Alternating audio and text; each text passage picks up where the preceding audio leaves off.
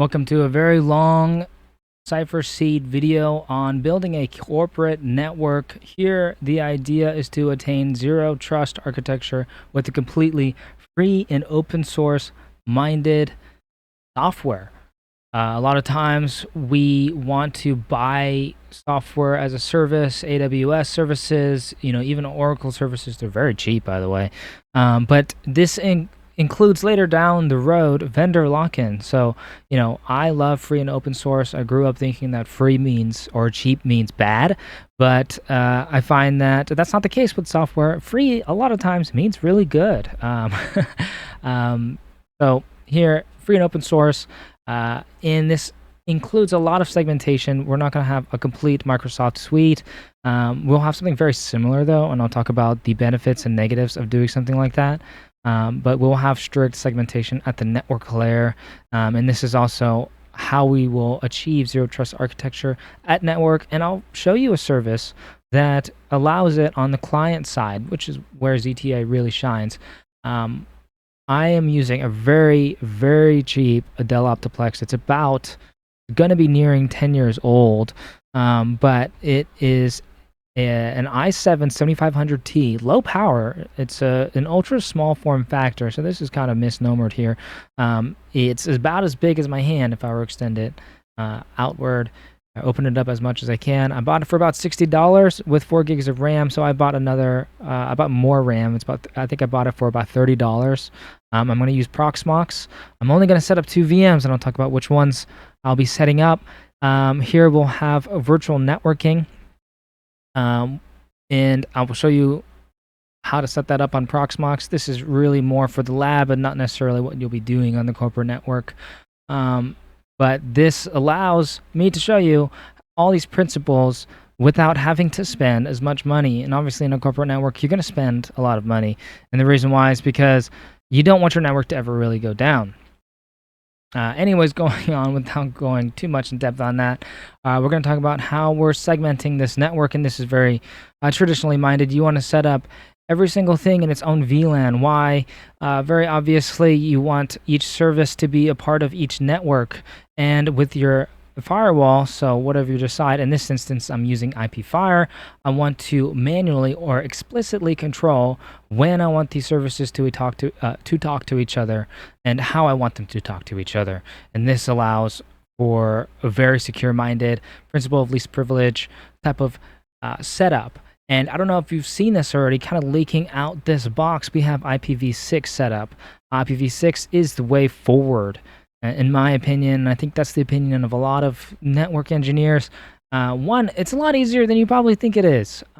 It's very, very cool. It allows for a lot of cool transformations. You just have to switch your mind a little bit from IPv4. And it just looks really complex, but there are some hacks. And hopefully I'll go into how to implement IPv6 into your network. We are all familiar with these internal IPv4 addresses, but we're not familiar with IPv6. We're familiar with RFC 1918, which is our private networking. This is what we use, 192.168.x.x/16 for home networks, or 10.0.0.0 or whatever /8, and some other ones. We're going to use RFC 4193, which is the equivalent. And here you can see it starts with FD. I think it starts a little bit earlier, but most corporations use FD for the IPv6. And these numbers right over here are completely arbitrary. So I set this up. So this is like this part of the network. If you're looking at IPv4, this I set up using OpenSSL with hex, and I just created how many is this? 1, 2, 3, 4, 5, 6, 7, 8, 9, 10 randomly generated hexes, bits. They're definitely not bits. I guess I don't know what you call it. And if you're familiar with IPv6 and hexadecimal, this doesn't actually mean 10. It means 16, right? And then this is not 20. This is 32, and so forth and so on. And this is not a strictly mathematical correspondence to the VLAN number, this is a visual layout. And this is how you can make it easier on your network administrators and just your organization as a whole, because this will remain the same. And it's 10.10.10 for management. Well, it's going to be, this IPv6 and then 10 at the bottom. So very easy to do. And if you notice, I use a /16, so that gives me 255 times 255 IP addresses to use within that entire network. But I didn't change it for IPv6, and this is because I have a massive network, and this is common with an IPv6 setup. You don't need to minimize how many devices, how many IP addresses go into them. But anyways, I don't want to get too much into the IP networks. Here's the idea behind it. You can pause the video and read that. I do want to talk about how I'm going to do a centralized source of truth. So generally, when you run an IPv6 dynamically, you use Slack, which generates a portion of the address, which is random. This allows for privacy. But in terms of corporate network, you want to have meticulous, granulated control. You probably wouldn't run Slack. You would you would manually address it. Or in this case, we're just going to use a DHCP reservation on ViOS, and this allows for a place of a source of truth.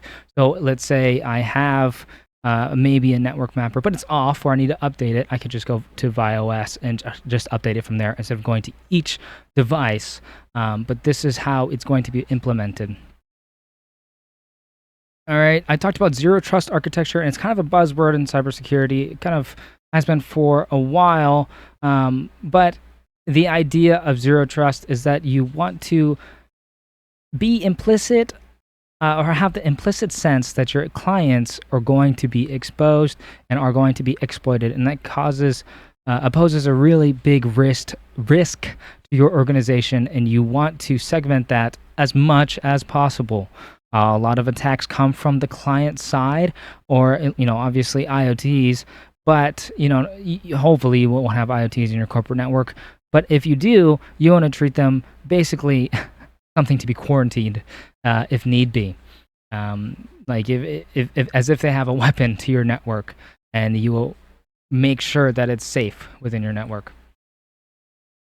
I'll talk about what technologies we're going to use to accomplish a very zero trust architecture enablement. And that's not necessarily in implementation, because you have to set up high-level dashboards and observability metrics.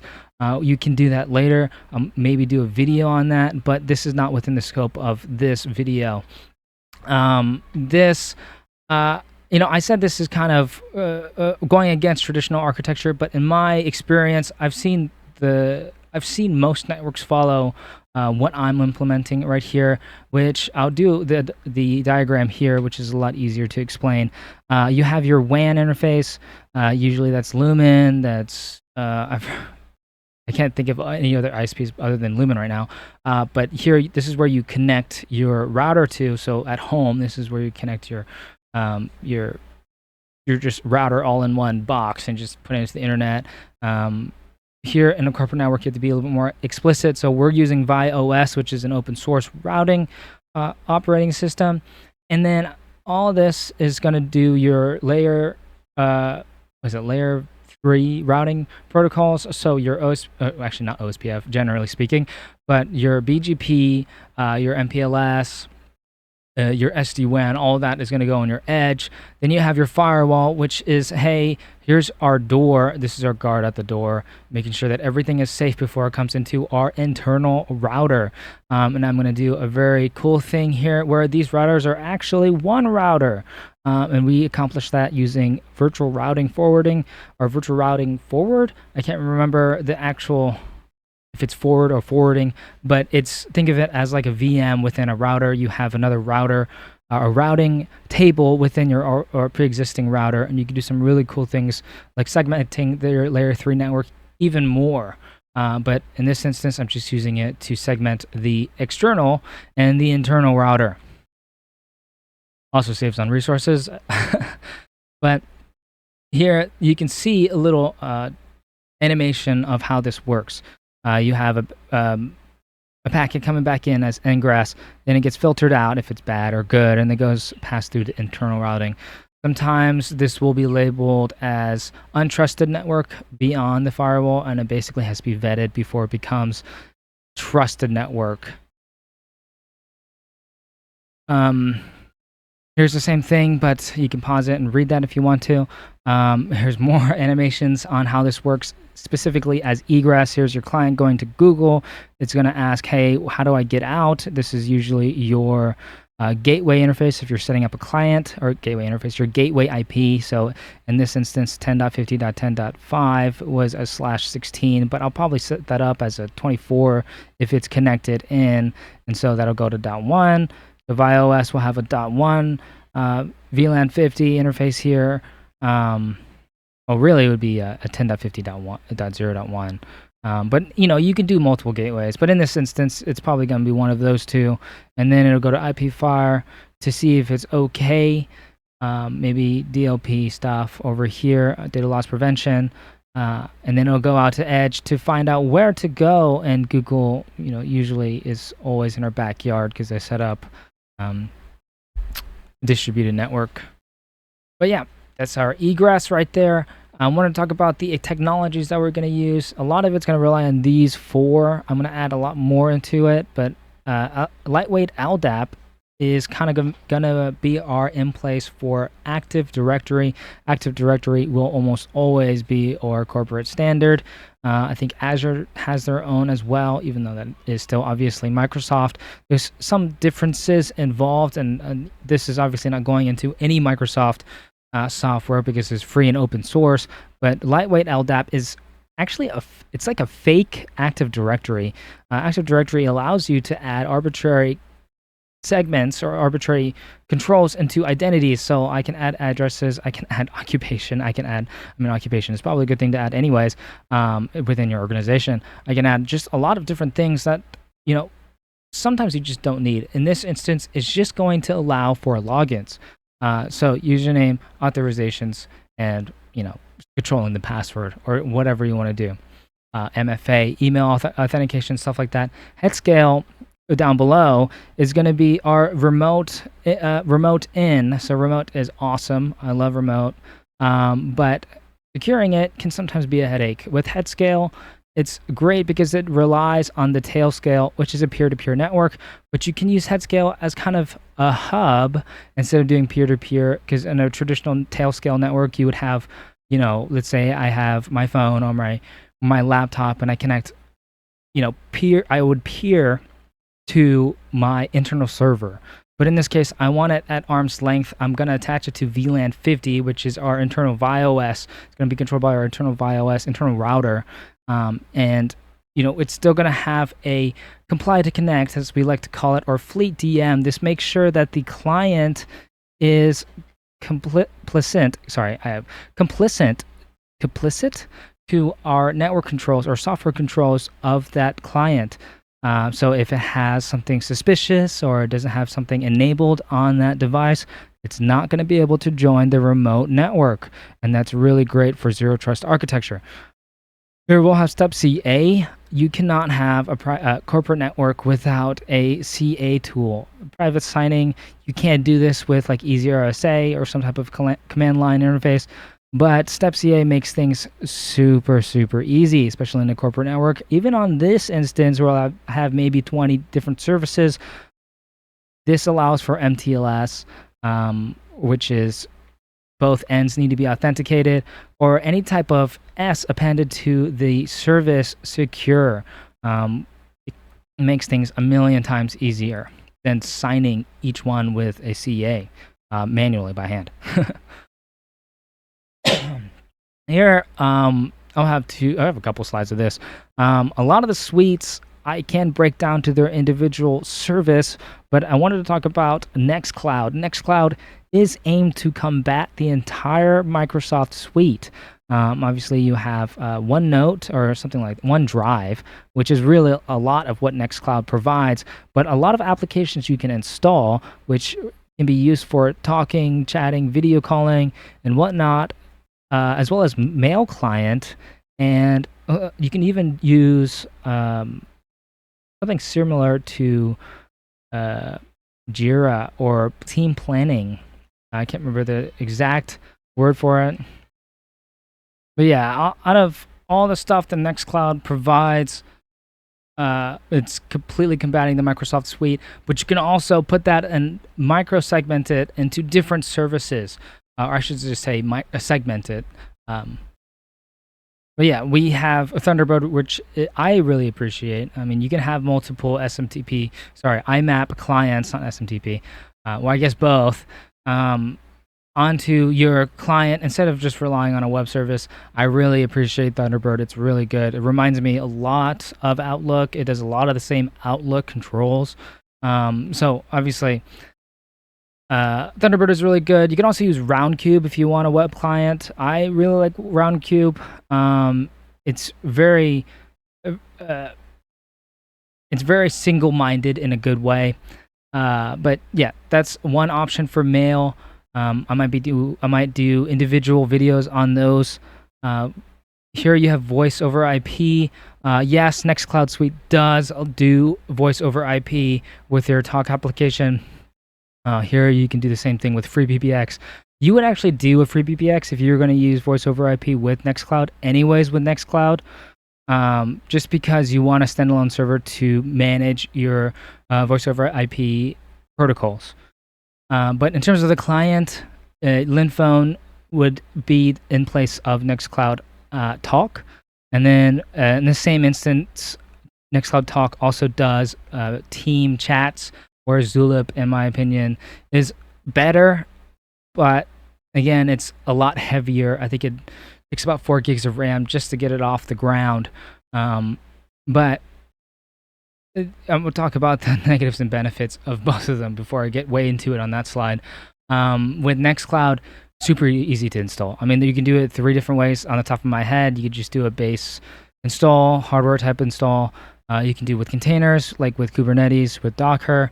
And if you use containers, extremely easy to maintain. Even with a hardware install, that's also really easy to really easy to update.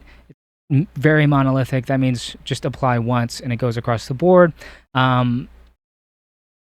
With the containers, updating packages, it's just so simple. Even if you want to do something more secure than the base provided container image, you can do that in your own development team, and they upload it to your Git or whatever. They upload it, and then you just pull it from each host or which box you need a new update on.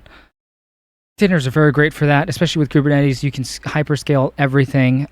You can vendor lock yourself, or you can just add new nodes with Kubernetes. It's honestly really nice. But here's the issue. One is that you're installing all these applications for different little things that you need to provide for your employees, namely Nextcloud Talk. It's got its own file system out of the gate. You can run your mail server. These are all 3 different applications. Those are the 3 that we're going to talk about in this video.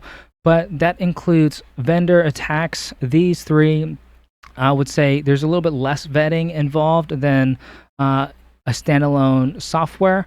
Mileage may vary as we come into the new realm, in my opinion, of cybersecurity with AI. But there's a little bit less integrity involved with these applications that you're installing. Also, with your administrators, they'll have access, since it's so easy to install. It's literally click, new application. You need to vet that out to a few people, principle of least privileges, and that introduces a whole bunch of dangers or risks involved. Another issue, not necessarily in cybersecurity, is independent scaling. So let's say you are a talk center, or you have a talk center, you need to set up more voice over IP, compute, but Nextcloud doesn't allow you to just say, oh, I'm just going to use this Nextcloud instance for compute for voice over IP. It doesn't work that way. Out of the box, you might be able to do some duct tape on it, but it's a lot harder to do because that's not what it's intended to do. Here it talks about the same thing, no component isolation, and there's obviously other reasons why you want to isolate your services, especially with you want to have the idea of having meticulous control on all your services. Here we'll have the federated strategy of connecting everything basically with LDAP in terms of identity. You have better security boundaries. Again, you want to have meticulous, granulated control on all your services, independent scaling, which I just talked about. And yeah, resiliency, I didn't talk about that in the last slide, where if I were to update my mail client or update my application and it doesn't go well, a lot of the times, let's say I've seen segmentation faults on my own instance. If that goes down, or if that app goes down, usually the whole thing goes down. So you don't want that. If I want to update my mail client and things go wrong, now my mail client, I just want my mail client to go down. I don't want alt calls to drop. I don't want people not to have the ability to upload files or stop any other type of operations. That is a huge headache on upper, high visibility or whatnot. The negatives, though, because in terms of security, segmenting all these services, best case scenario, in my opinion, is that you're going to put that responsibility on the administrative team, and that can be a lot in terms of hiring, in terms of one, I think I talked about how people do put themselves in vendor locking. I might be wrong, but people are familiar with Palo Alto. People are familiar with Cisco Firepower. People are familiar with Outlook and stuff like that. It's going to be very difficult for people to relearn this stuff. And so with Nextcloud, it does make it a little bit easier because everything is on one interface, or usually you set it up to have it on one web interface. But if you have all these bookmarks, it might be a little bit harder to indoctrinate people into your organization. It might be a little bit harder to onboard people into your organization, and that's something to consider. Yes, LDAP overhead, I don't really see this as a true issue because it's kind of set once and forget it, but it might be something to consider for your organization. What's not included in this video or overarching concept is SAN. I don't have the hardware enabled for SAN. I also I think that deserves a video of its own. But yeah, I think SAN is awesome, especially SAF. Proxmox allows it natively. Proxmox is also free and open source. You can do a lot of cool things with SAN. If you want to get your feet wet and you don't have a 10 gig network, I recommend using Longhorn. Longhorn is really easy to implement. I'm going to miss out on this video on a lot of the A portion of the CIA triad. We're not going to have any failover. Type of talks here, mainly because one, I'm running over one server. I don't have another one dedicated for failover, but generally when you have a failover plan, that includes buying more hardware, and you can also offboard that into AWS and or other cloud services. That's a very reasonable thing to do. I guess you could call that hybrid. And depending on how you set it up, you can actually save a little bit more money other than like having that as your full operations into the cloud, like using mostly S3 or having a warm setup to where it's just IAC, infrastructure as code, let's say, or you have everything in Ansible, have these backups. It's very feasible to have that just ready and not be paying a huge lump sum every month to AWS or whoever. We're not going to talk about layer 2 a lot here, or layer 1 really, other than maybe the initial setup of a server in quotations, or LXC. I'm going to be running 2 VMs, one for IPFire and one for ViOS. Other than that, everything is going to be on a Linux container, but we're not going to be doing any switching here. I could. One, I'm not very good at it. You're not going to find as much insight on layer 2 switching. It's very good to have a switch-minded network, especially for corporate networks. I'm not going to have it in this video. For enterprise operations like SIEM log analysis, stuff that you really do want in a zero trust architecture, I'm not going to get into in this video. That kind of warrants another video. One, because I am very knowledgeable on this stuff, especially with Waza and Elasticsearch, not necessarily for Graylog. But I really want to do a video on this. Waza is, quite frankly, the best thing ever. I think in terms of cybersecurity, it's better than Elasticsearch. Elasticsearch at its core is not fully minded or at its birth or conception, it wasn't just intended for security. It was intended for a lot of searching, obviously with Lucene and document finding. Security is obviously very much in the forefront of its development, but when you think of it in Waza, that's the core thing with Waza. And Waza also provides out of the box, you can do this with Elasticsearch, but Waza does it from base install. You can take the place of Nessus or some type of compliance software, which is really neat. Like it's honestly really nice when you deploy it. And I'm talking about Waza here, and you just turn it on, and it just tells you your compliance posture straight out of the gate, and I really appreciate that. And it already does a lot of the Elasticsearch security, software out of the box. There's really not much you have to do besides tuning some rules and stuff like that, but it's really nice, and that deserves a video of its own. I'm not going to do any type of wireless authentication. This is really cool if you're going to set any type of Wi-Fi enterprise. I'm just not going to include it in this video. I think Radius is honestly, it's pretty sick. In my opinion, it's pretty fun to mess with, especially with having unified identity. It'd be pretty fun to mess with at your home network, but I'm not going to go into it in this video. I'm not going to go into any that external WAN stuff. I know I talked about it with BGP and MPLS and SD-WAN. I'm not going to put any focus on it just because that deserves multi videos on its own, and I'm also not as versed with network technology as I'd like to be. So yeah, that's not within the scope of this video. We're going to do closing thoughts now. I hope you enjoy what you'll be brought onto with this. It's going to be very technical. I really just wanted to bring out the engineering aspect of setting up these networks and how you can attain zero trust architecture without spending so much money. Oh my gosh, there's so many software services out there where you have to spend like $1,000 a month when you can give that to your employees, or use free and open software and just like donate. Put that in your taxes or whatever. But yeah, you can do all of this with free and open source stuff, and that's really cool, and hardware cheap too. Anyways, see you next time.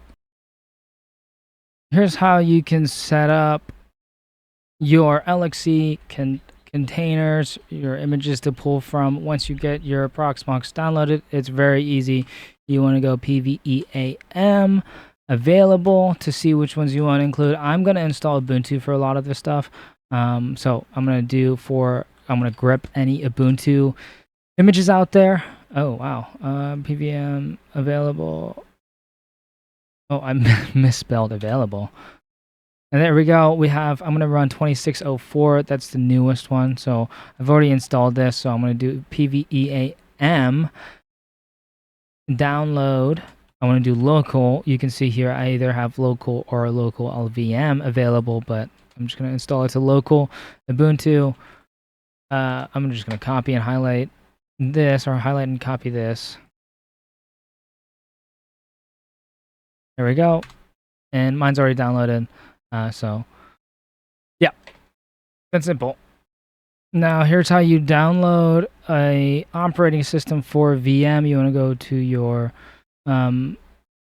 root operating system. Here I called it corp shell, just like similar to an LXC. You want to change your current directory to, I already had that copied, to varlib vz template ISO.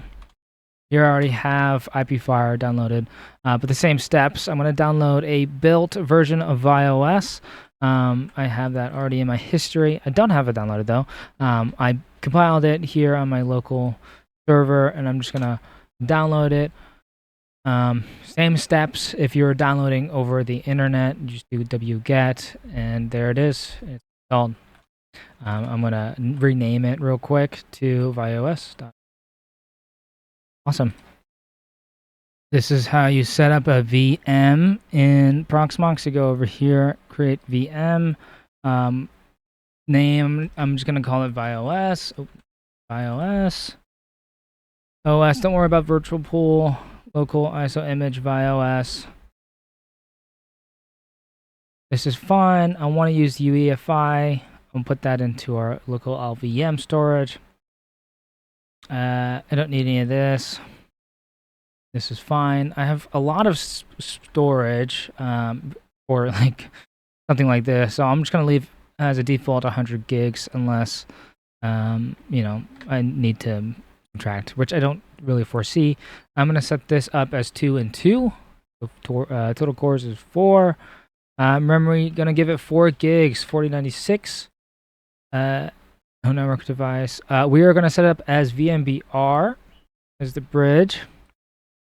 We're gonna connect this as yes, that's correct. Sorry.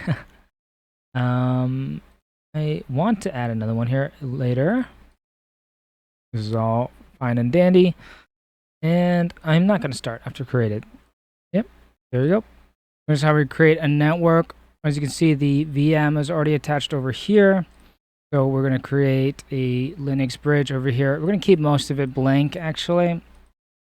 We're going to set this up on ViOS itself, but this will serve as the point-to-point for ViOS to IPFire. I don't think we need VLAN aware. Okay, there we go. Cool. Getting changes. Yep, there we go.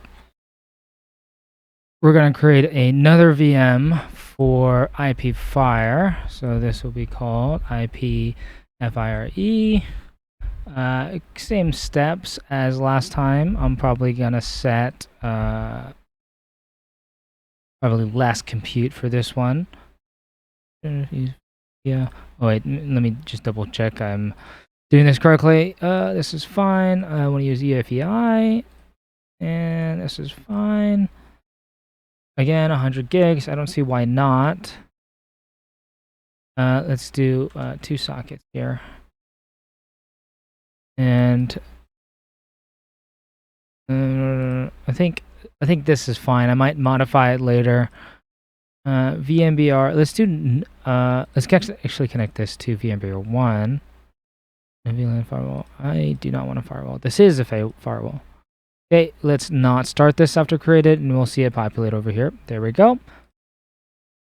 I actually need to do a couple more network interfaces here, or in this instance, kind of like fake interfaces here. There'll be VMBRs. I wanted to use 229 as my egress, but let's leave this as my Proxmox management, and I'll just use up another IP. This is to simplify things on my end, and it just makes a little bit more sense. I'm going to go over here and just do some more networking here. So we already have this assigned as our point-to-point. I might just rename this as VMBR2. Oh, it looks like I can't. So this actually then I'll comment as our egress, ViOS egress. It makes it, doing it this way is just easier for me to visualize. So we'll just do another bond here. Again, leave this all blank. ViOS and IPFire are just going to be using this as a NIC. We don't have to manage it. Sorry, we don't have to manage it on Proxmox side. This is just placeholders for that NIC when we open up that operating system. Anyways, this will be the old one, VMBR1, but this will be our point-to-point network, point-to-point for IPFire, sorry, ViOS, IPFire. I'm going to call this red, because the way how IPFire names things, because there's going to be 2 point-to-points from IPFire, one red, which represents our WAN. I can even call this WAN. That makes more sense for like-minded people. And the other one, I'm going to basically copy this, VMBR3, and this will be point-to-point network, IPFire to ViOS LAN. And those should be... Okay, we're ready to start ViOS. Sorry if there's a drastic change in my microphone. I just changed some things. We're going to start this up, yes. And I'm going to switch my source so that you can see better here. And let's see, there we go. Let me make sure. Gosh, sometimes it's hard to find.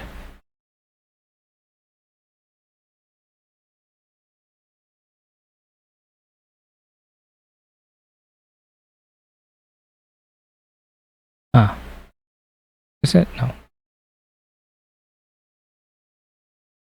that's not it. What?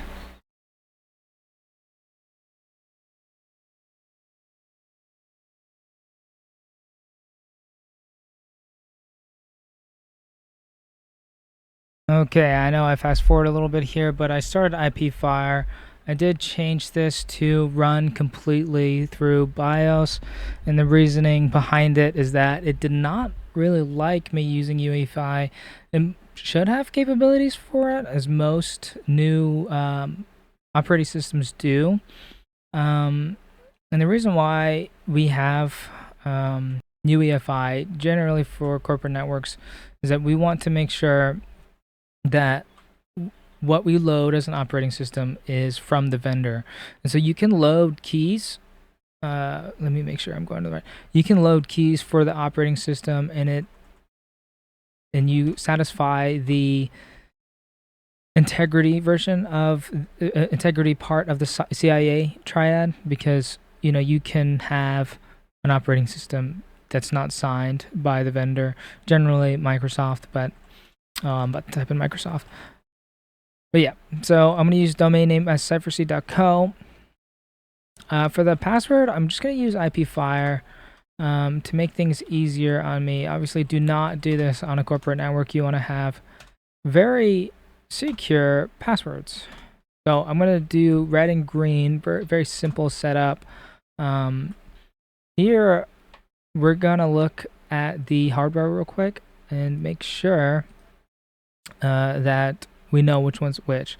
So this one should be green. We want to be choosing VMBR2. So we're looking at net 1. So let's look at the last one, 63. Go back to console if it'll let me. Yeah, there we go. So if we can see 63, that's the bottom one. And then we'll do red, and it'll give us one option. So that makes things a little bit easier. Address settings. Okay. And now we're going to be setting up the green stuff first. Okay. So we're going to set the IP address as 10.200.200.1 with a 252 mask. That allows for a nice point-to-point network. You can use 31, but 30 looks nicer to me. For red, we're not going to run DHCP. We're not going to run DHCP at all with IP Fire. We're going to run it with BIOS. Gateway going to be the other end here. Okay, and that should be done. And then again, no DHCP here. Setup is complete. So we want to go to hardware while that's running and not disconnect the hard drive. Oh my gosh. We want to disconnect this. And so it should reboot nicely. I put New York as my time. I'm going to try to stay with New York. That's not my actual time zone, but for this setup, I'm just going to stay like that. And that should be it for IP Fire. And we're going to go to BIOS next. Okay, and this is us going to be setting up BIOS again. Well, not over again, but we're going to be setting up here the DHCP, but firstly, the VRF for the internal router. Okay, so we're going to set the VRF name first. Oh, not 1000. VRF.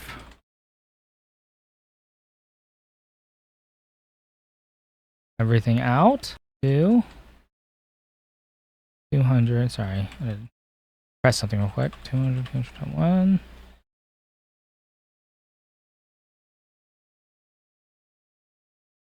I'm having a lot of trouble here. This is our point-to-point right here. Oh, cancel that. Okay, now we're going to start setting up our VLANs here.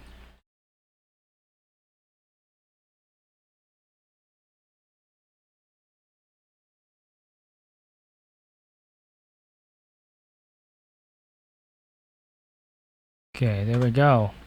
Is there management VLAN done? I'm going to do VLAN 20. That's our web services. So this will be controlled onto the internet. So internet should be able to access this. Okay, VLAN 20 is done. It's going to be a lot of the same thing here. So obviously, I'm going to record it just for anyone curious.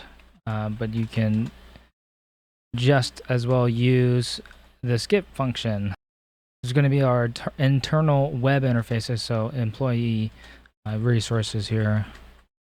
On a normal network, this is where Jira, ticketing systems would reside. Oh, I didn't finish that command.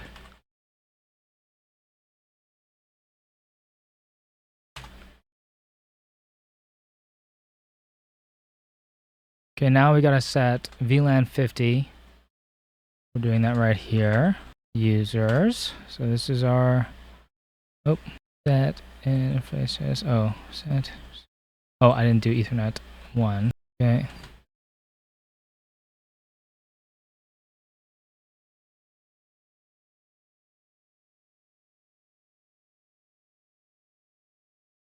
Okay, we're not going to use the entire network here for our DHCP, but we're going to set up a very large amount just in case we want to set up a different DHCP later down the road. I messed something up.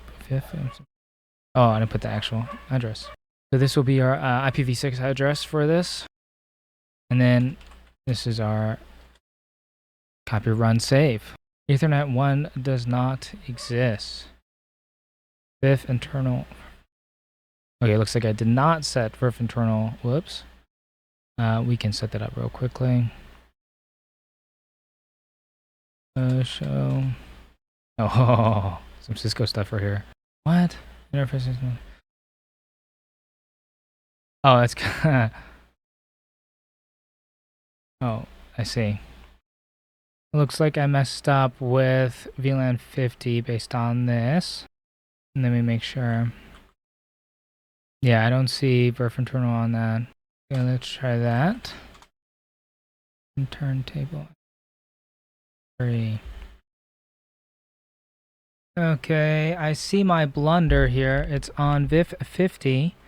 So once I delete that, I should be able to commit. I went back and I added the IPv6 for my internal VIF. It looks like I forgot to do that as well. But yeah, we make mistakes. That's completely fine.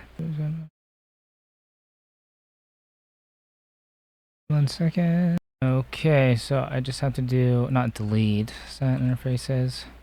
Just gotta overwrite 50 VRF.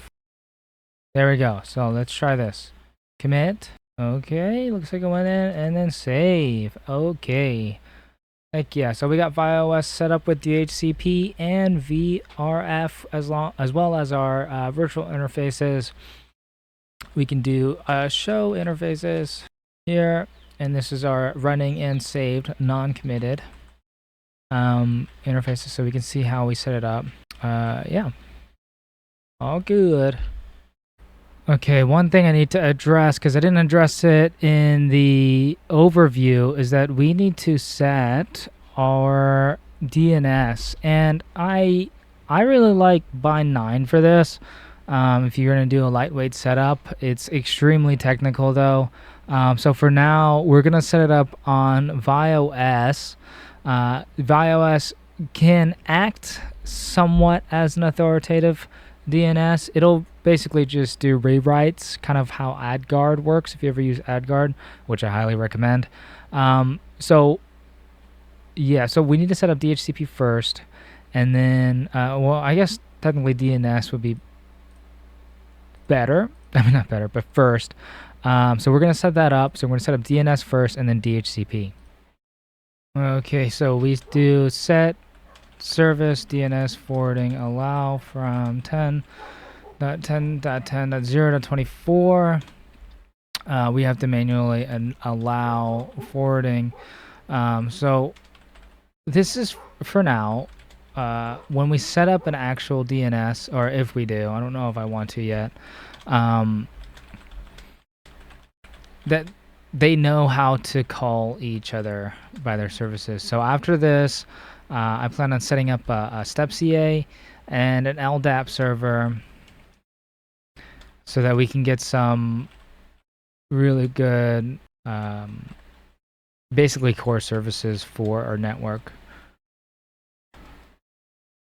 And it'll feel really like official after we set all this up.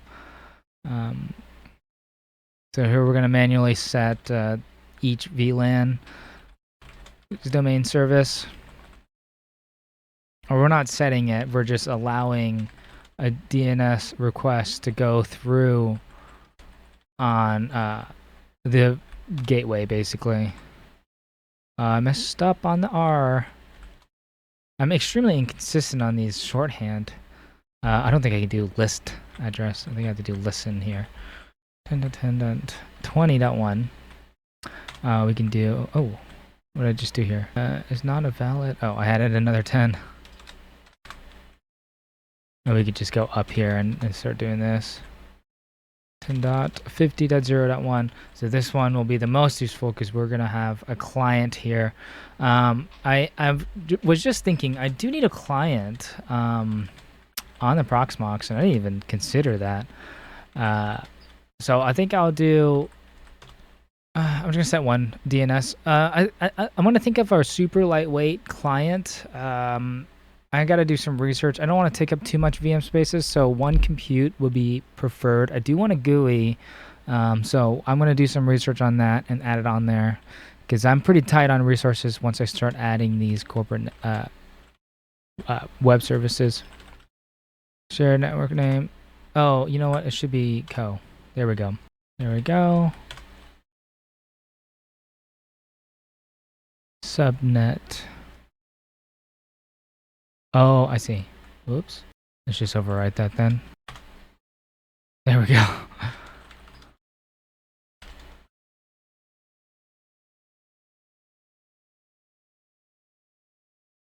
Okay, and what I'm going to do here, which will make it easier for me to configure, is that host file is not valid. Okay, so I thought I was able to use the host file as a as an option, but you know what? You can also do inline, so set system as the authority. It's just going to be a little bit harder to parse out. So let's do LDAP. Cypherc.co. So what's funny is that Cypherc.co is addressable like on the internet. So you know what I'm going to do? I think it'll be fine if I keep it .co. I do own that domain name though, so it's not too big of a deal. Let me set up the a placeholder so you can see what I'm talking about. LDAP Cypherc.co. And this will be on VLAN 30. So I don't. So hopefully I remember that I have it assigned to .10. Yeah. We'll see. Unique subnet ID specified. Okay. I made a mistake.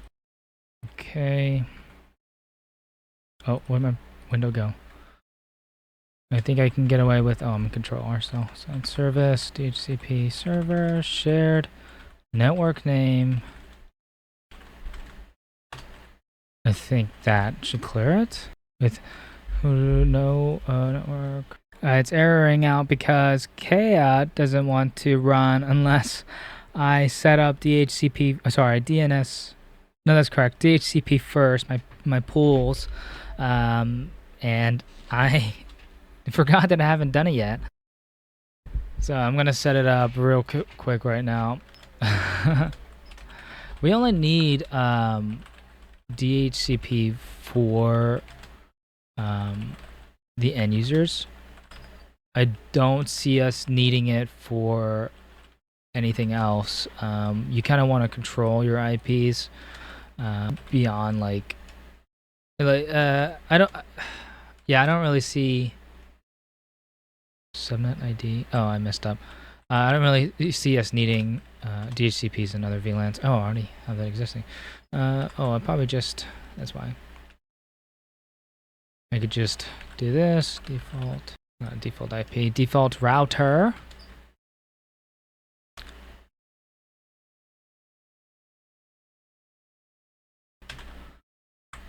Okay, I already have that configuration.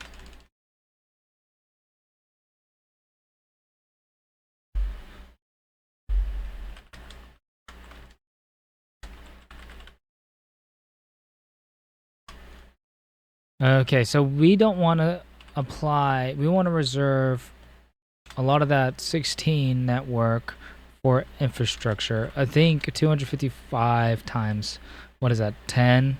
Completely enough for end users. I mean, obviously we won't be servicing any besides maybe one. So this is completely fine. And then we should be able to see this now.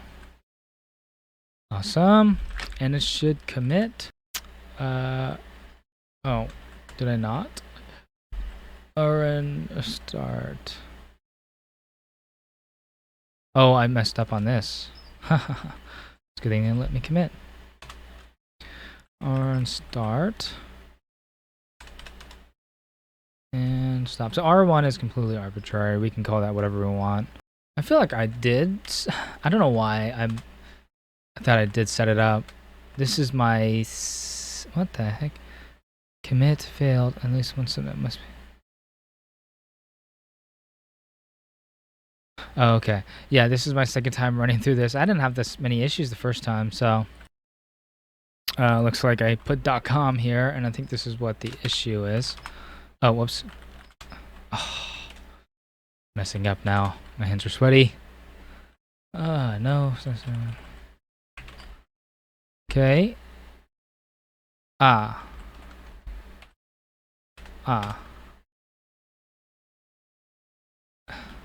I do this?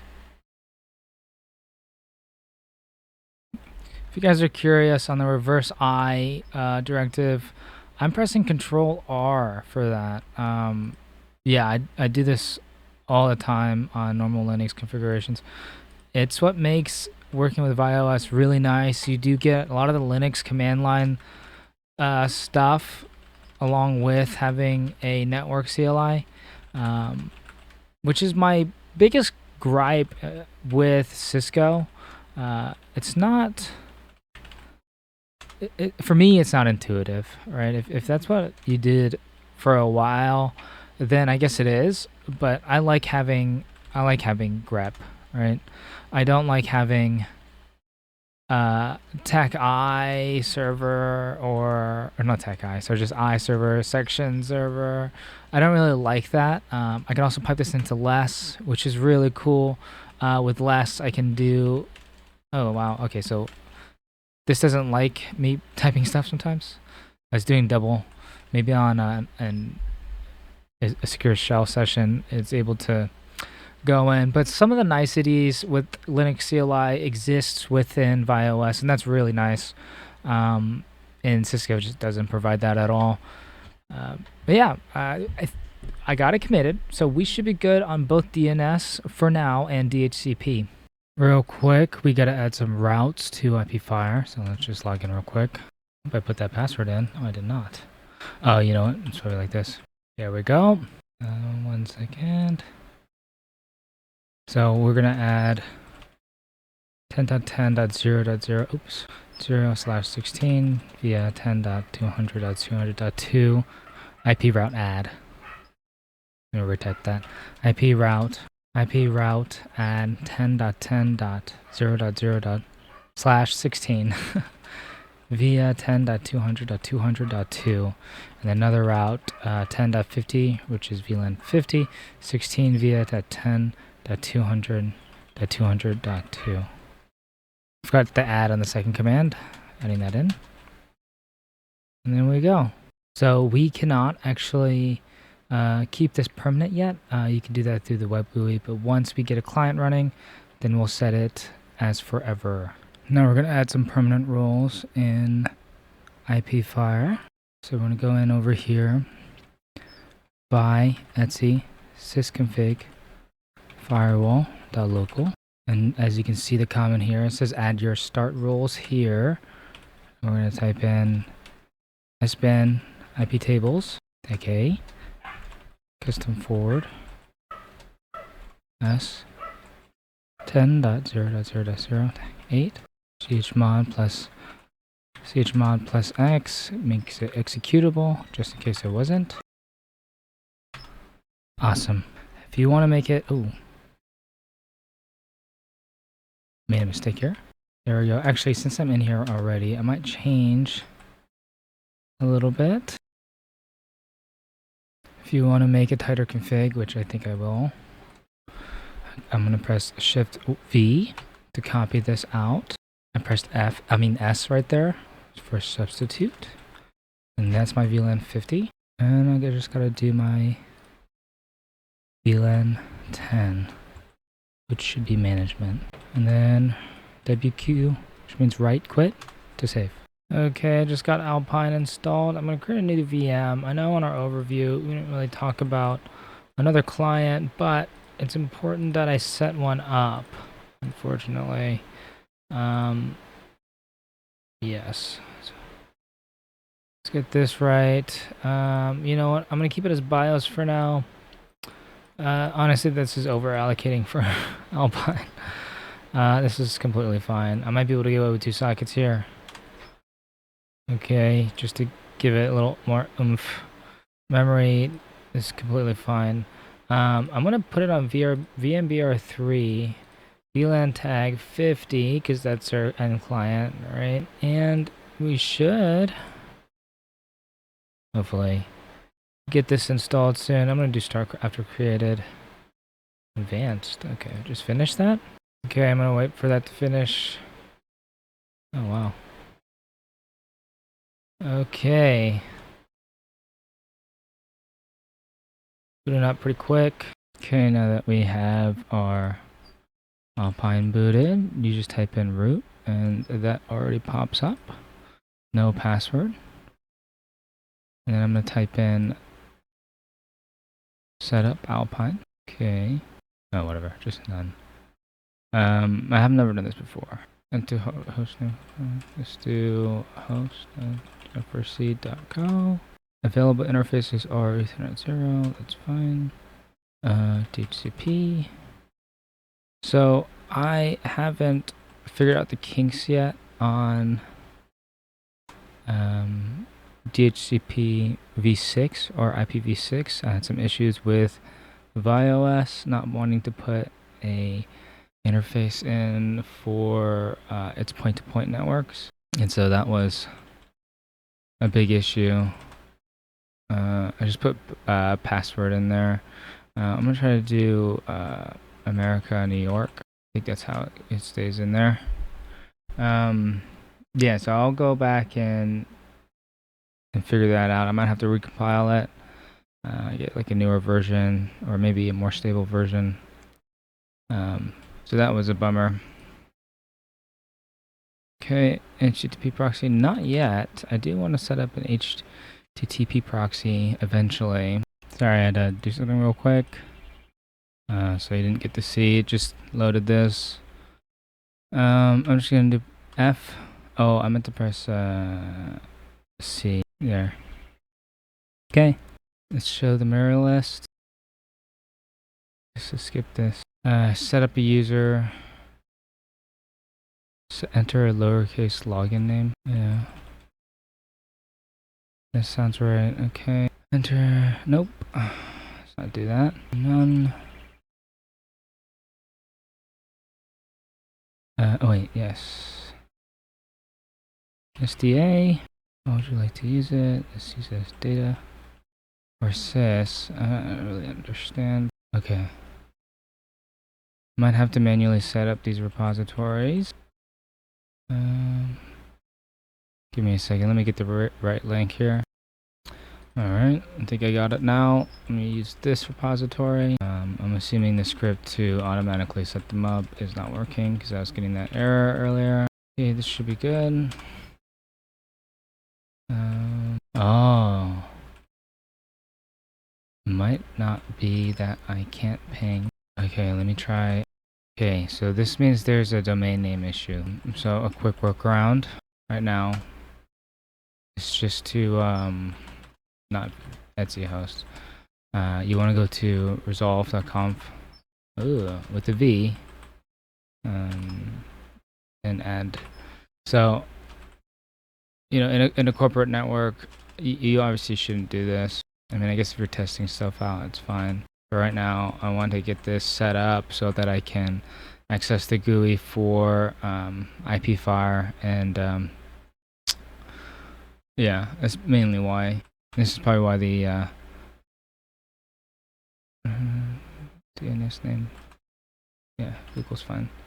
Yeah, I want to set up IPFire through the GUI, see what that's like. I've never done it through the GUI, so it's gonna be an experience. Give me a second. I have XFace 4 written down for me, but I don't think I want to use that. Okay, I decided to use ICE Window Manager. I think the other option is to use OpenBox, but I think to kind of meet in the middle, I decided to use ICE Window Manager. Required by World Firefox. No such package. Okay, give me a second.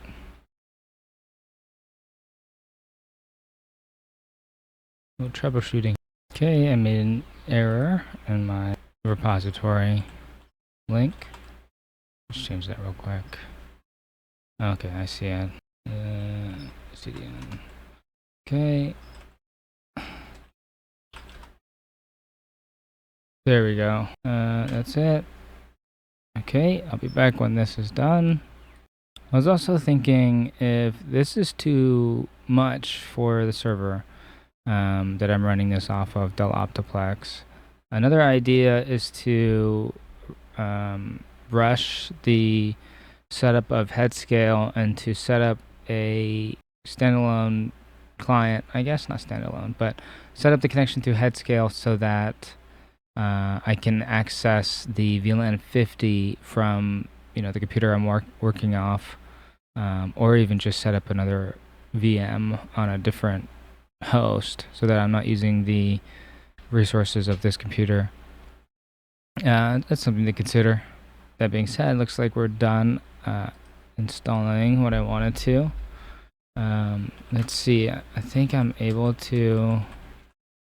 Oh, let me add myself to these permissions here. Okay. Awesome. Okay. There we go. Hopefully we get this running. Can't tell. Oh man. Mine messed up somewhere. I might forego this and go back onto my idea of setting up headscale.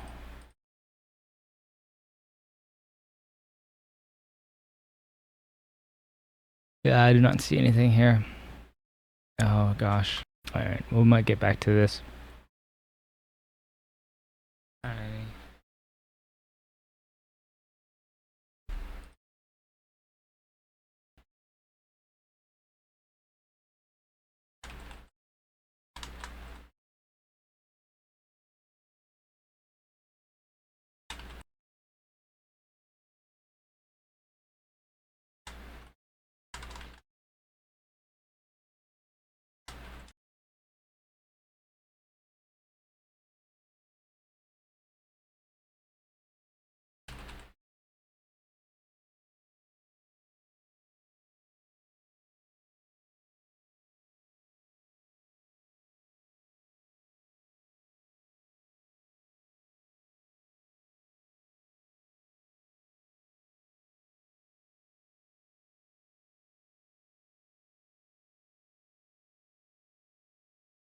Okay, I deleted, I had a test container here and I deleted Alpine. I'll try it again in a second. It doesn't really take that long. What I need to do, honestly, is to make sure DNS is working. And I have a feeling that I just didn't have DNS forwarder. But I'm just going to hand jam all the commands just to save some time troubleshooting here. Even though troubleshooting is a really good skill, I'm just have a lot of issues, so I'm just gonna brute force it. That's not the right answer, but you know, desperate times, I suppose. But yeah, here we go. Oh, and let me change my my screen real quick. Okay, should be able to see that now. Hopefully, a little bit better. So I'm gonna type in this set service. Oh, actually, I need to go into config mode. Yeah, so you can see that warning. There was a config error on boot. And I have a feeling that's because of how it was compiled. I'm gonna have to go in and what I'll do is try to copy the configurations here, recompile, restart it, redeploy it, and then reload the config, you know, and then set up IPv6. But for now, let's do all this real quick. Okay, so I definitely have that. So as we can see, I'm going to assume that let's try 50. Usually go in steps. If that's, oh, that's not there. So it looks like 50 wasn't forwarding, and that's kind of the one I needed. Yeah, 30. So I guess I just didn't have 50 in there. All right. I did some changes off screen. I was having a lot of issues. Mainly because I wasn't looking at my network diagram that already exists. Really only need 50 to exist. And you know, I configured a lot of the right stuff, but for the wrong interface. So that was that was fun to kind of go back and to fix. I think I had a forward server to a different IP address. Okay. Sorry, my son was telling me that the trash needed to be taken out. Yeah, I think just one is fine. Commit. Save. Okay. I mean, we can set up another LXC just to test it out. Why not? They're really cheap in terms of deployment. They're not like they're not too hard to test out. So if you didn't know, ViOS is a DNS overlay, or pretty much not DNS, Debian overlay, with a lot of networking tools installed. So you can access a lot of the Linux systems using sudo. But here I'm gonna grep out my DNS service. Let's see. Okay, I thought that was what I. Oh, you know what? I did not type it in correctly. Okay, it's running. I can probably just restart it.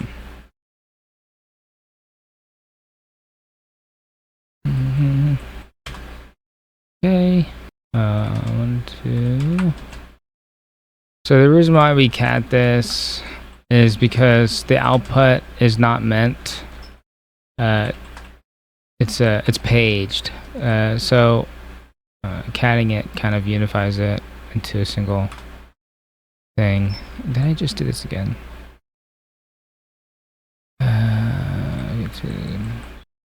Oh, I see what I did. Okay, this all looks good, I think. Alright. And that should be set up. I guess I could try it on the LXC.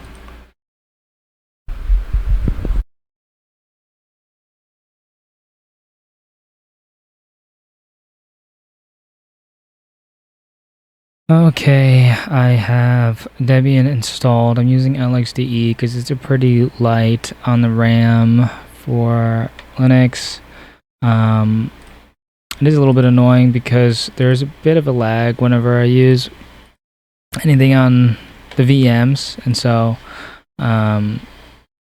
it can multi-input a lot of stuff. So you might have seen that when I was setting it up. a big issue that I found was that I can access, I mean, this was known, but I can access anything on the internet, anything on my LAN. So I do need to look at the IP fire right now. Not to fix this, just to look at it. I haven't seen the web interface before, so this will be interesting. I did access it, but I didn't really take a good look at it. Okay, that's not my username. So the lag here, probably inputted extra characters. That's okay. Here I'll save just because this isn't, I usually don't save my passwords into my browser, but it doesn't really matter in this case. But yeah, you've got a lot of cool things over here to mess with. This is really cool. And it's also something I wanted to talk about, and in an issue with my overall architecture, because I didn't want to spend so many hardware resources. I have an issue with east to west traffic. So my web-facing internet, my external facing is pretty good, right? Here I can set up some stuff, I guess. But the issue is that IPFire isn't behind. I don't have another IPFire instance behind my LAN. So the VLAN segmentation doesn't come from IPFire. It's a lot easier to set up zones and to set up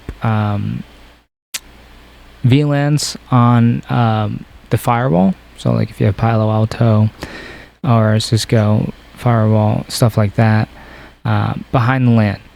And I'm gonna have to do that on ViOS. I also did more research on ViOS, and the reason why my IPv6 wasn't working is because it was a known bug and it got fixed about 10 days after my build.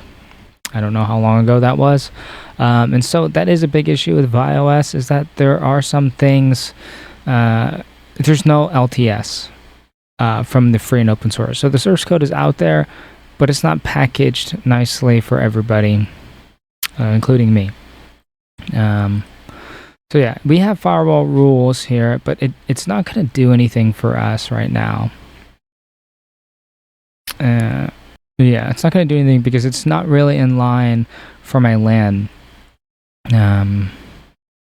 So it would be nice if I had another server or a larger server to do twice to firewalls.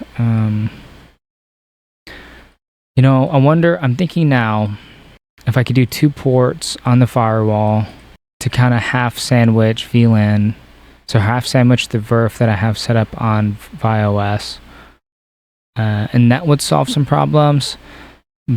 But I don't. I'll have to think on this. That's an option though, because I do want more ability with my IPFire. But yeah, now we have a GUI, and you know, this will help when I set up CA step. And I'll also have to set up, at least for now, VLAN segregation between all the VLANs. My idea is, I don't think I have any paint tools here. Do I have Pluma? So let me see. I don't know if you saw me.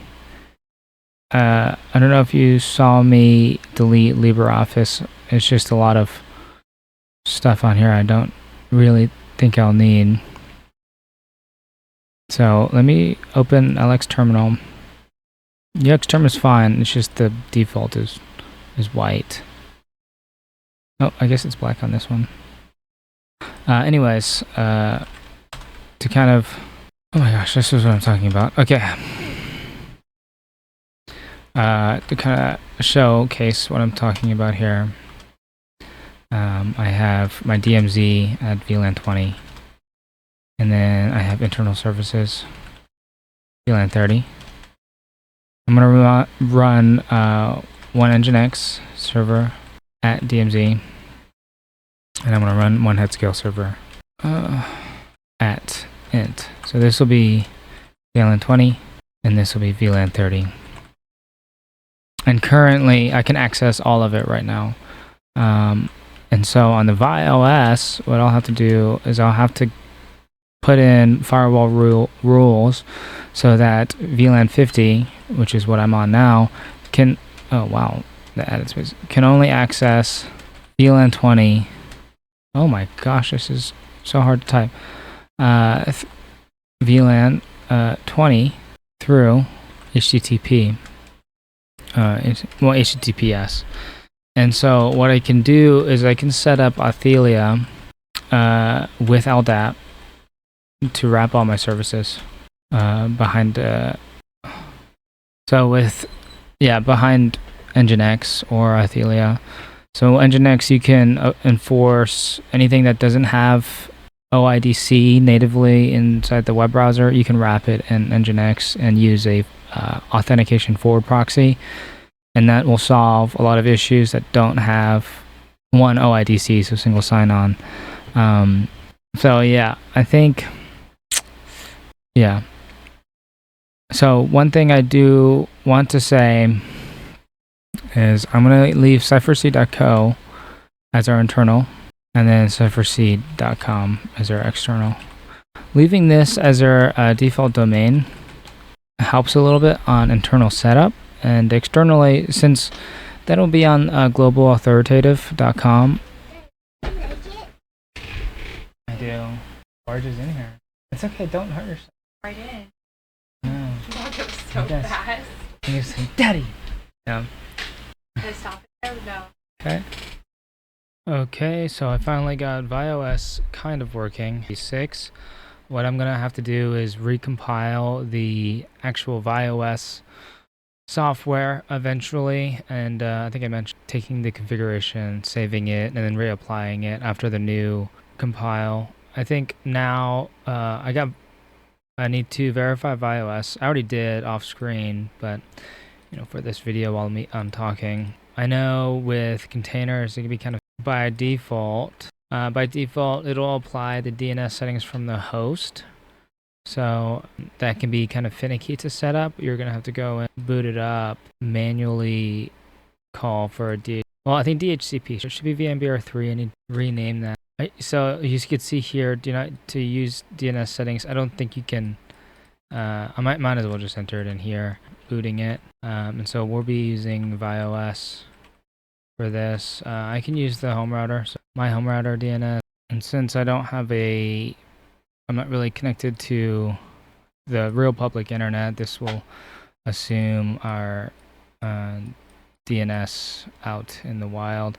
I mean, even still, I think most routers will have a DNS forward, and so it'll arbitrarily look like itself, the router. But yeah, once this boots up, and then after we verify, we're gonna set up Nginx on VLAN 20. That should be our DMZs if I remember correctly, and then we have to set up head scale on VLAN 30 as our internal control, internal web services. And then I think I wanted to do step CA beforehand. I might still do that. It just really sucks because I do want a web interface that's connected to this network, and I can set up a VM, and I've got a lot of resources to set up just a normal one. So I might do that just to make my life easier, and then delete it once I'm able to get head scale or step CA working, and then head scale working. Also, it helps to kind of be able to secure shell into it, because I'm working right off the GUI, and that can kind of sometimes be annoying. I guess that's not true, because I can copy and paste from secure shell, and that'll help with troubleshooting later down the road. So I might just keep this one up. But anyways, let's see. Ethernet i558. As you can see, we do have an automatically generated IP address, ping.10. So it's a little bit higher than in the 0.0.0/24. I mean, we have up until 10.50.9, I think. So we're pretty solid within that network. yeah, so let's look at our resolve. This is 10.15. Okay, that's correct. Let's see. And I've got a good ping to Google. So if this was a client, which I might make one real quick. Do I even have Alpine? Let me get. I might just install Arch. The reason why is it's pretty lightweight out of the gate. You know, I'm really familiar with it, and so I don't really have to worry too much on. Nah, that kind of seems too much work for this right now.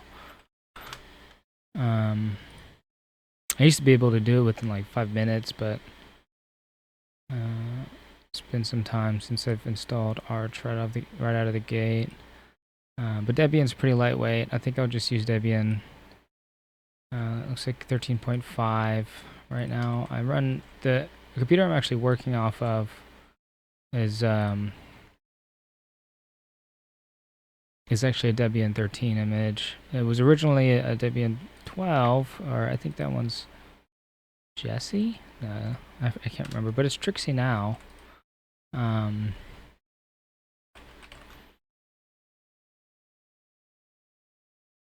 it's Trixie now, and it's pretty simple to fully upgrade here. Sorry, I'm not very good at switching. That's net install image. I kind of want a larger image, so I'm gonna copy this. Where are you? Can't really see. I'm on the download page. Okay,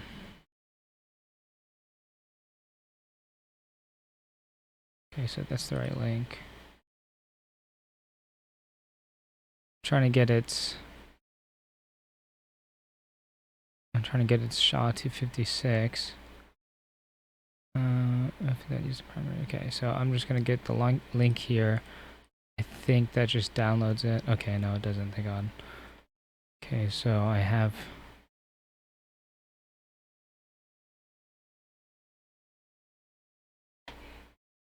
Okay. Install AMD. Copy link. Okay, I get the right link now. Just gonna replace this. Okay. So this is an install. You know what? Sometimes the menus are a little confusing for me. Okay, let's get the SHA-512s. 256. Okay. Should be this one.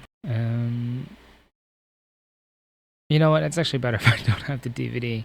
Now that I think about it, it's just less space. So you might have seen me try downloading Alpine earlier, and that was kind of a mess. It's very possible to set up an Alpine client. It's just I'm not familiar with it, and you know, I was kind of shooting from the hip, and that just didn't work out too well.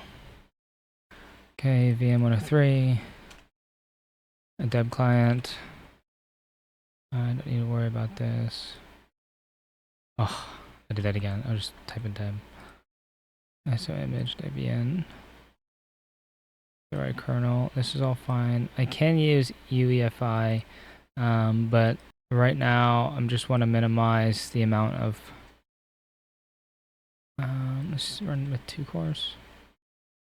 I just want to minimize the amount of hardware footprint we have here. Let's put in VLAN 50. Okay, and start after created. Awesome. All right, so I got to a point in this journey where I set up the network and it's been verified. I have 2 big issues. One, my current ViOS build is has a bug with IPv6 settings that I mentioned before. And 2, IPFire version 2.x or whatever, or IPFire 2 doesn't natively support IPv6, and I can enable like kernel namespaces, Linux namespaces, IPv6 namespaces, but the issue with doing that is it completely defeats the purpose of the IPFire software. It'll ultimately just be a duct tape networking configuration, and it completely removes a lot of IP fire's purpose just by going around the software. IP Fire version 3 supports that, but it's way in beta. It's not even near any type of release. And so another option is using OpenSense, or I was heavily debating OpenWRT, which I've used before, and oh my gosh, WRT is honestly, it's really cool. I if you have a router that you can mess with, I mean, like one you could buy online or just buy from the store at Walmart or whatever, I recommend flashing it. Like I think I found an Archer C17 or something like that, which is one second, it's actually in this box right next to me. Okay, yeah, I definitely misspoke. It's a TP-Link Archer A7, and I flashed with OpenWRT, and it works really, really well.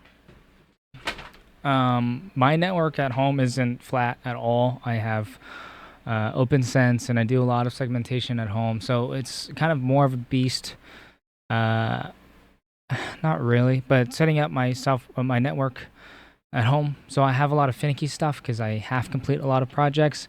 But having a flat network with OpenWRT is kind of fun. But I had a lot of issues because I didn't really understand it. But it's a very mature firewall setup, and it's really, really nice for Wi-Fi setups. So it looks like I might have to switch to OpenWRT. I'm really not wanting to. I wanted to try a new technology. I can't. Another option is possibly setting up a container with OpenWRT, and only use it for IPv6. I might do that, but for now, I think I'm going to stop here and just work on releasing everything I have so I can focus on other projects like cleaning up the house. All right. Thanks for watching. This will be it for this very long video. Thank you. We're going to go back and see what I got wrong and see what I got right.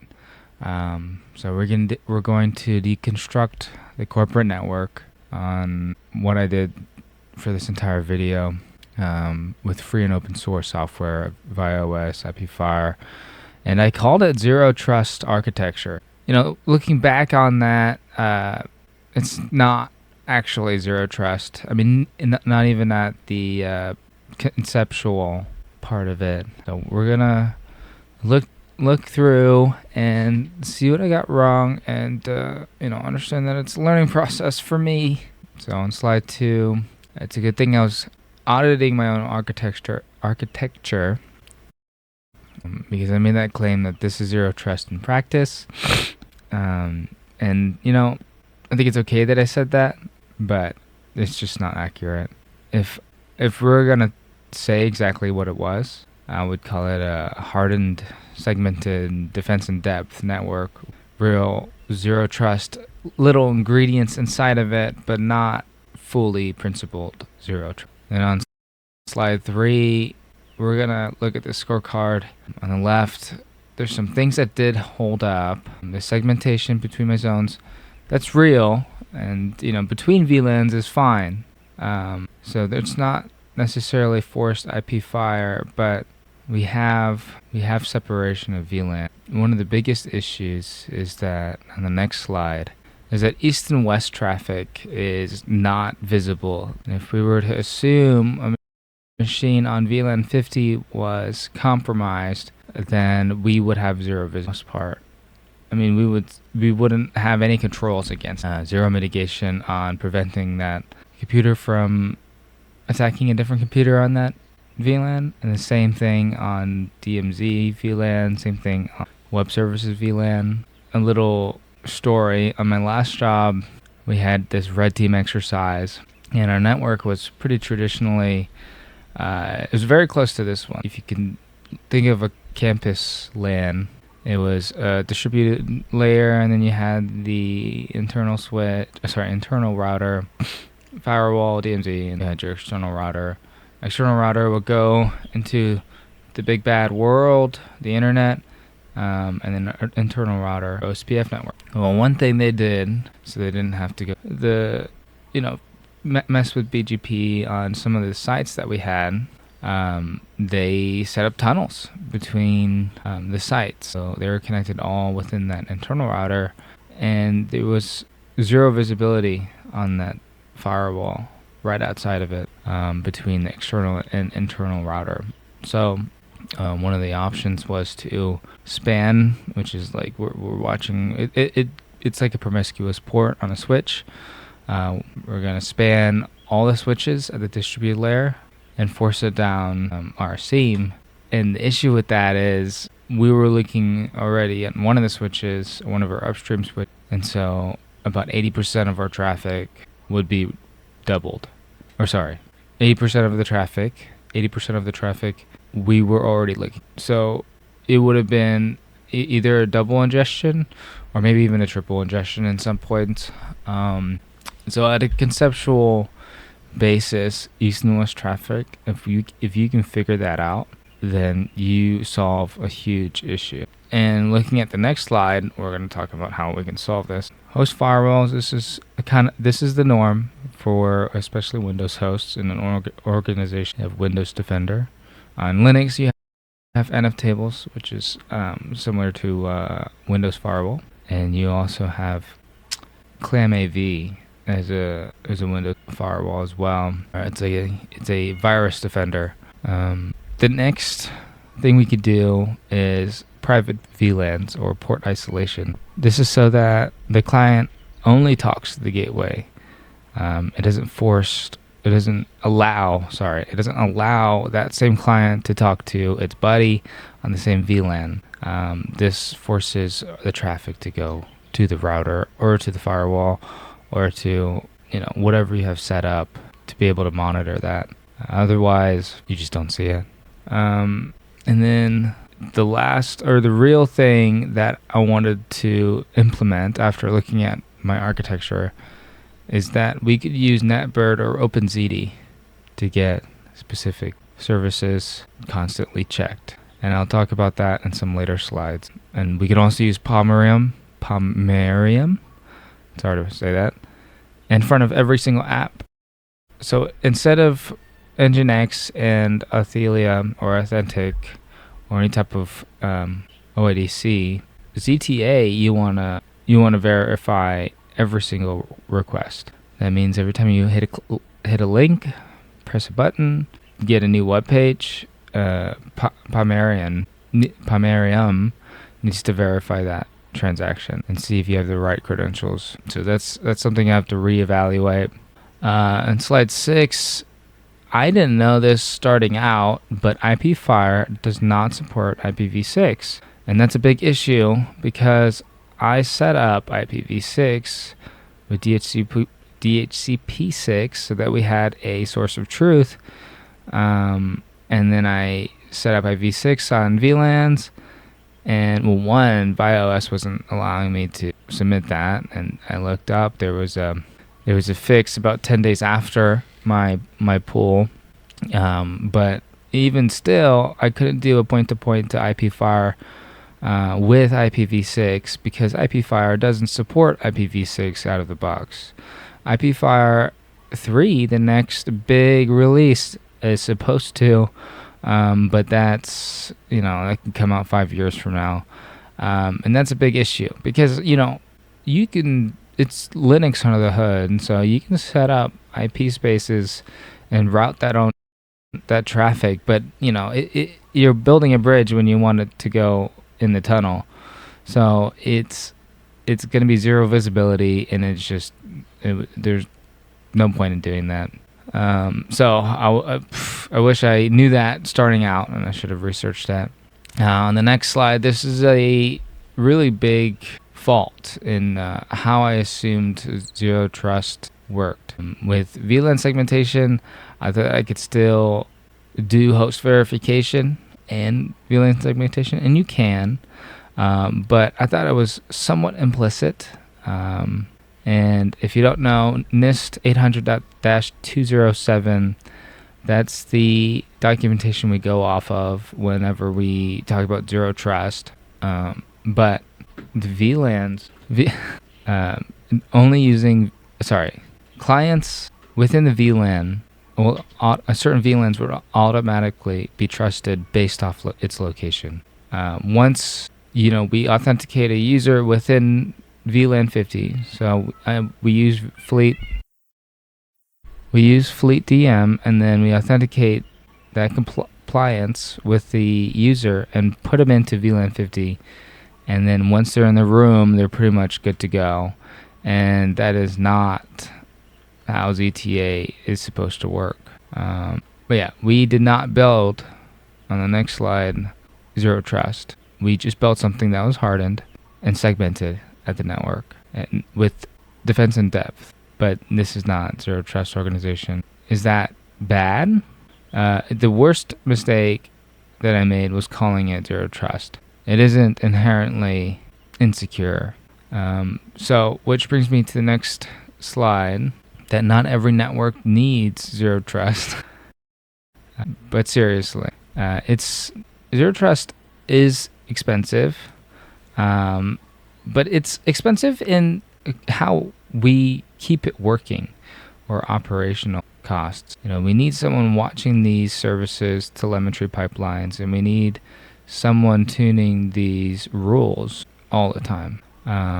And we need to completely implement it almost from the ground up, just the way zero trust works.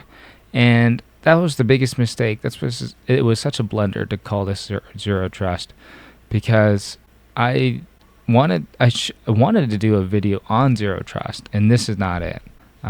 So we're gonna have to do this again, and we're gonna get it right.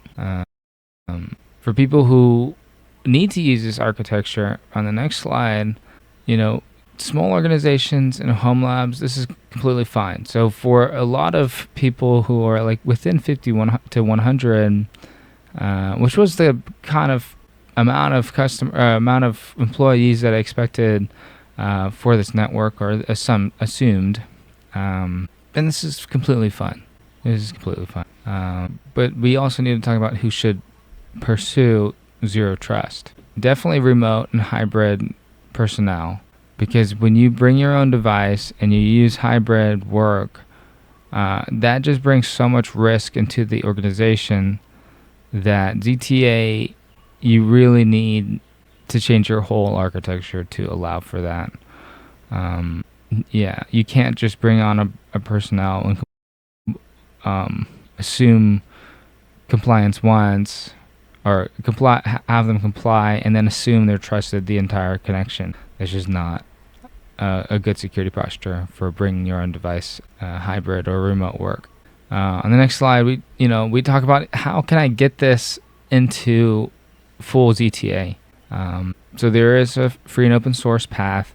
I don't think I could do it comfortably. Oh, I guess I could with on one device.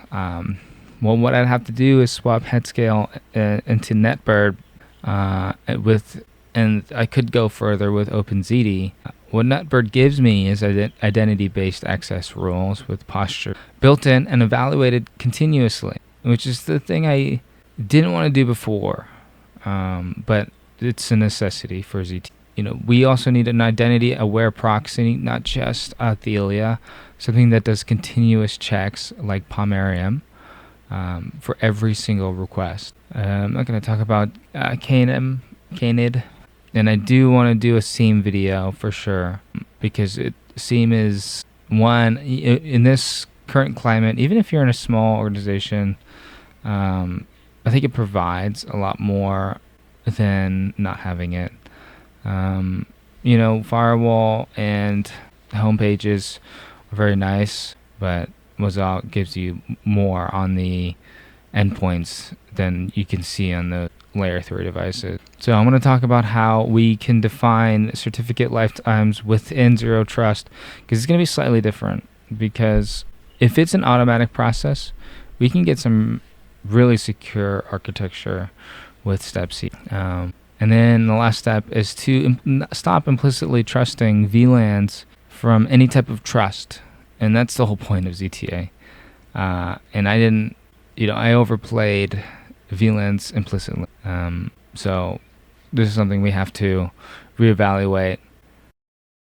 Putting it all together, this was supposed to be my postmortem. It's completely okay to make a mistake like I did, or maybe I'm just telling myself that. But I built something that's segmented in defense in depth, not Zero Trust. Naming what I built is more important than what I built, because what I built was completely fine. It's secure. It's a type of architecture we could strive for, but it is not zero. So these perimeters, I don't want to say they're not important, but they're changed. Instead of having gated walls, we basically have bubbles, very small bubbles per end user and per web service or per server. Everything stays within its own bubble, and when they go outside of it, we need to make sure that we're tracking. We need to make sure that we know what's going on outside of that bubble. So whoever made it to the end, oh my gosh, thank you. But I'm going to try to get things right on my next videos. Thank you.